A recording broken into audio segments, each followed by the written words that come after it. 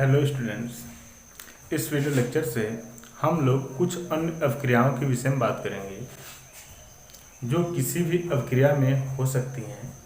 तो इसमें सबसे पहले बात करते हैं ऊष्माक्षेपी अवक्रिया। ऊष्माक्षेपी का अर्थ होता है ऊष्मा को उत्पन्न करना। अवक्रिया का मतलब आप जानते हैं। तो कुल मिला के ऊष्माक्षेपी अवक्रिया का मतलब होता है कि वह अवक्रिया जिसमें ऊष्मा भी उत्पन्न होती हो उसे ऊष्माक्षेपी अवक्रिया कहते हैं। यहाँ मैं इसके लैंग्वेज को लिख दिया हूँ कि जिन अवक्रिया में परिवर्तन के बाद ऊष्मा भी उत्पन्न होती है उसे ऊष्माक्षेपी अवक्रिया कहते हैं। इसका एग्जाम्पल आप कह सकते हैं श्वसन करना। श्वसन करने का मतलब होता है कि सांस को लेकर फिर बाहर करना। तो जब आप सांस को लेते हैं तो उसमें जो O2 ऑक्सीजन हमारे अंदर प्रवेश करता है वो ग्लूकोज के साथ संयोग करता है, कुछ ऊर्जा उत्पन्न करता है। उसके बाद जब हम सांस को बाहर करते हैं तो उसमें जल का वाष्प और कार्बन डाइऑक्साइड गैस के साथ ऊष्मा भी बाहर होती है। तो इसे हम कहते हैं ऊष्माक्षेपी अवक्रिया। यहाँ पर लिख दिए इसे। अब आगे हम लोग बात करते हैं ऊष्माशोषी अवक्रिया। ऊष्माशोषी का मतलब होता है ऊष्मा को ग्रहण करना। अवक्रिया का मतलब आप जानते हैं। तो कुल मिला के ऊष्माशोषी अवक्रिया का अर्थ होता है वह अवक्रिया जिसमें ऊष्मा की आवश्यकता होती है, अर्थात वह अवक्रिया जिसे पूरा करने के लिए ऊष्मा, प्रकाश या वैद्युत ऊर्जा की आवश्यकता होती है उसे हम ऊष्माशोषी अवक्रिया कहते हैं। एग्जाम्पल, जैसे चूना पत्थर को तोड़ने के लिए, दो भागों में बांटने के लिए, वियोजित करने के लिए हम इसे ऊष्मा देंगे तो आगे चलकर ये CaO के मतलब कैल्शियम ऑक्साइड और CO2 में विभक्त हो जाता है। यह अवक्रिया अधिकांश वियोजन अवक्रिया में होती है। तो यहाँ तक आप लोग समझ में आया होगा। अब आगे हम लोग बात करेंगे रासायनिक समीकरण को संतुलित करना। यह संतुलित समीकरण क्या है? तो कह सकते हैं जब किसी अवक्रिया में अभिकारक और उत्पाद में उपस्थित जो भी तत्व हों उनकी संख्याएं समान हों, उस समीकरण को हम कहते हैं संतुलित समीकरण। संख्याएं समान कहने का मतलब है कि अभिकारक में जितनी संख्या में जो भी तत्व हो उत्पाद में भी वो उतनी संख्या हो। तो यहाँ समझते हैं, यहाँ मैं इस बात को लिख दिया हूँ कि अभिकारक तथा उत्पाद में प्रत्येक तत्व की संख्या समान होती है, उसे हम कहते हैं संतुलित समीकरण। तो यहाँ हम सिखा रहे हैं आपको संतुलित समीकरण कैसे करते हैं। तो संतुलित समीकरण में सबसे पहले आप ध्यान रखेंगे कि दोनों ओर हम ढूंढेंगे कौन कम से कम संख्या में है।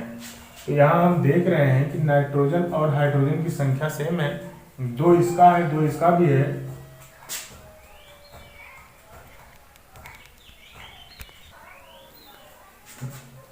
यहाँ हम देख रहे हैं कि अभिकारक में नाइट्रोजन और हाइड्रोजन एक समान संख्या में है, जबकि उत्पाद में नाइट्रोजन कम है हाइड्रोजन से। तो सबसे पहले हम संतुलित करेंगे नाइट्रोजन को। संतुलित का मतलब है दोनों ओर नाइट्रोजन को एक समान संख्या में रखेंगे। तो नाइट्रोजन यहाँ 2 है, यहाँ नाइट्रोजन को 2 करना है। एक बात को ध्यान में रखेंगे कि अभिकारक या उत्पाद में जब आप समीकरण को संतुलित करेंगे तो जो भी संख्या बढ़ाएंगे वो उसे केवल गुणांक के रूप में बढ़ाएंगे साइड में। तो यहाँ हम ये 2 है तो यहाँ हम इसे यहाँ 2 कर सकते हैं। तो यहाँ अब हम देख रहे हैं नाइट्रोजन दोनों ओर संतुलित है, यहाँ भी 2 है यहाँ भी 2 है। अब देखते हैं हाइड्रोजन को। हाइड्रोजन यहाँ पहले तो 3 था लेकिन ये 2 का गुणा पूरे के साथ है। तो हाइड्रोजन 3 पहले था, 2 का गुणा हो गया तो हाइड्रोजन हो गया 6। तो यहाँ देखते हैं हाइड्रोजन कितना है। तो हाइड्रोजन यहाँ 2 है तो यहाँ कितने से गुणा करना पड़ेगा 6 होने के लिए?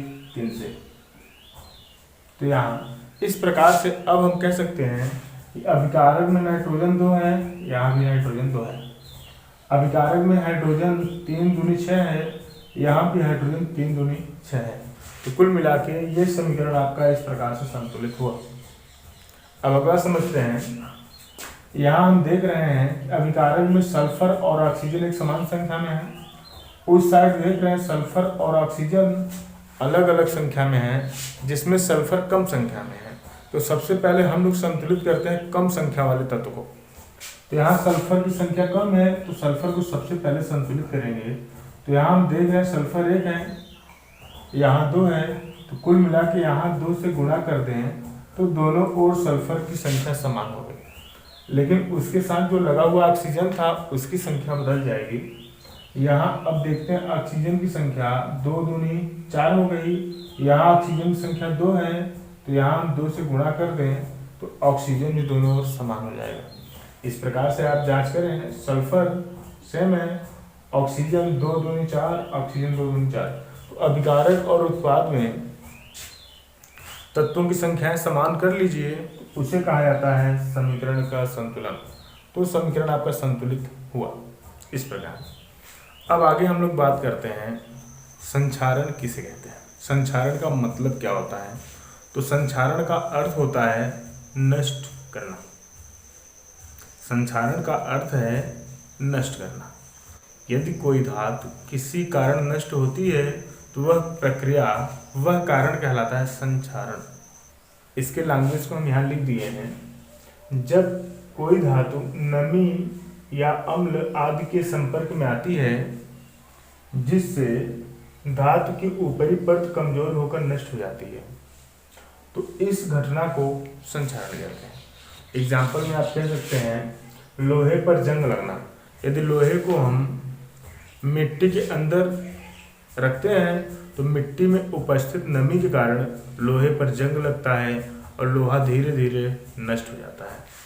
आगे चांदी के ऊपर काली परत, चांदी के ऊपर मिट्टी इकट्ठा होने से वह काली परत जमा लेती है जिससे चांदी धीरे धीरे नष्ट हो जाती है।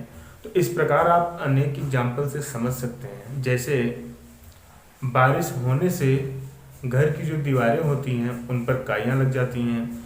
इसका कारण यह है कि बारिश में उपस्थित अम्ल के कारण दीवारों पर काइयाँ लगती हैं और वो धीरे धीरे दीवारों को नष्ट करती हैं। कि कुछ वस्तुएं जल के कारण संक्षारित होती हैं, संक्षारित में नष्ट होती हैं। कुछ वस्तुएं मृदा के कारण होती हैं, कुछ वस्तुएं वायु के कारण होती हैं। तो जो वस्तु जिसके कारण संक्षारित होती है उसे उसका संक्षारण कह सकते हैं। कहने का मतलब है जल संक्षारण होता है, मृदा संक्षारण होता है, वायु संक्षारण होता है। अब आगे हम लोग समझते हैं संक्षारण से बचने के उपाय।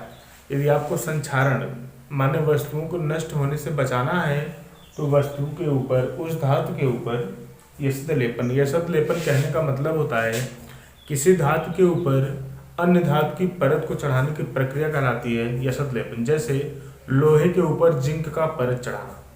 यदि लोहे के ऊपर आप जिंक की परत को चढ़ाते हैं तो उसे कहा जाता है यशद लेपन। लोहा जंग लगने से बच सकता है। विद्युत लेपन और पेंट करके। तो ये हैं आपके उपाय संक्षारित होने से वस्तुओं को बचाने के लिए। आगे हम लोग समझते हैं विकृत गंधिता। विकृत गंधिता का मतलब होता है खाद्य पदार्थों का नष्ट होना। जैसे संक्षारण का मतलब हुआ धातुओं का नष्ट होना, विकृत गंधिता का मतलब होता है खाद्य पदार्थों का नष्ट होना। इसके लैंग्वेज को हम लिखे हैं कि वसायुक्त और तैलीय खाद्य सामग्री वायु के संपर्क में आने से उपचयित हो जाते हैं। उपचयित कहने का मतलब है कि उसमें ऑक्सीजन की वृद्धि हो जाती है, जिससे उनके स्वाद और गंध में परिवर्तन हो जाता है। मतलब उनका स्वाद बदल जाता है, गंध उत्पन्न हो जाता है। इसे विकृत गंधिता कहते हैं। तो कुल मिलाकर कहने का मतलब है खाद्य पदार्थों के नष्ट होने की प्रक्रिया को विकृत गंधिता कहते हैं। और खाद्य पदार्थ नष्ट होने का मुख्य कारण है वो वायु के संपर्क में आने से उसमें वायु की वृद्धि हो जाती है। विकृत गंधिता से बचने के ये उपाय हैं कि प्रति ऑक्सीकारक का उपयोग करके, वायु रोधी बर्तन का उपयोग करके, वायु के स्थान पर नाइट्रोजन गैस का प्रयोग करके। जैसे आप जानते हैं चिप्स तैलीय या वसायुक्त खाद्य सामग्री है, तो चिप्स को प्लास्टिक में बंद किया जाता है, पॉलीथीन में पैक कर दिया जाता है और उसके अंदर ऑक्सीजन के स्थान पर नाइट्रोजन की उपस्थिति की जाती है, जिसके कारण ऑक्सीजन उसमें संयोग न करे। इस प्रकार क्लास 10 के साइंस का पहला अध्याय कंप्लीट हुआ। यदि आपको यह वीडियो पसंद आया हो, इसे लाइक और सब्सक्राइब जरूर करें।